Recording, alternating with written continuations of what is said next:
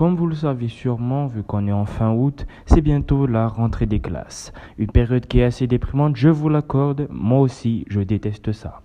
Est-ce que je vais vous proposer des animés joyeux pour relativiser la rentrée? Non. Et si à la place je vous parlais de faits traumatisants sur les animés que vous préférez, comme ça va vous rester dans un coin de la tête quand vous essayerez de dormir le soir. Me remerciez pas. Première anecdote concernera le manga Naruto. Comme vous le savez, le clan Senju et le clan Uzumaki sont des descendants de Ashura. Pourtant, comme vous le savez, Hashirama, le premier Hokage, a épousé Mito Uzumaki.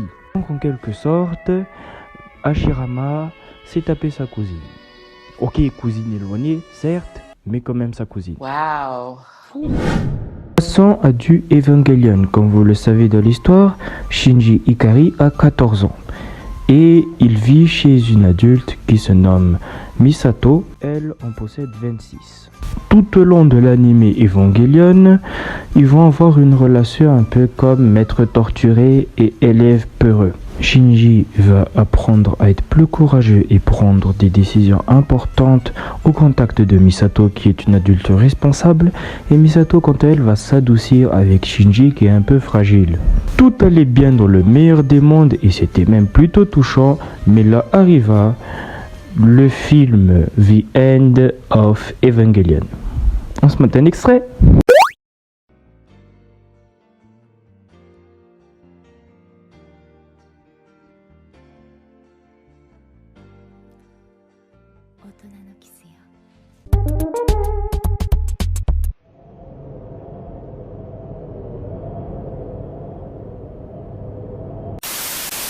Le personnage de Haname dans Kuroko's Basket est en fait basé sur quelqu'un qui a réellement existé. Ce n'était pas un basketteur comme beaucoup des inspirations dans Kuroko's Basket, mais plutôt d'un de ses harceleurs.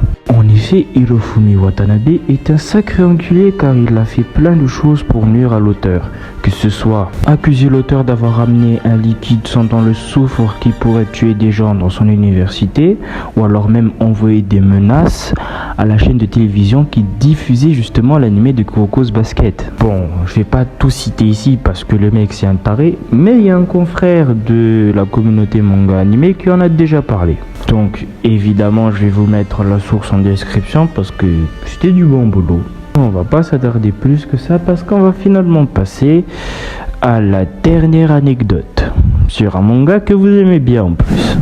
Les titans capturés par Hanzi au début de la saison 1, à savoir Sony et Pin, c'est le nom qu'elle les a donné, et ben c'est inspiré d'un cannibale du Moyen-Âge qui s'appelle également Sony Bean. Et le Sony Bean, il a dévoré 1000 personnes en 25 ans.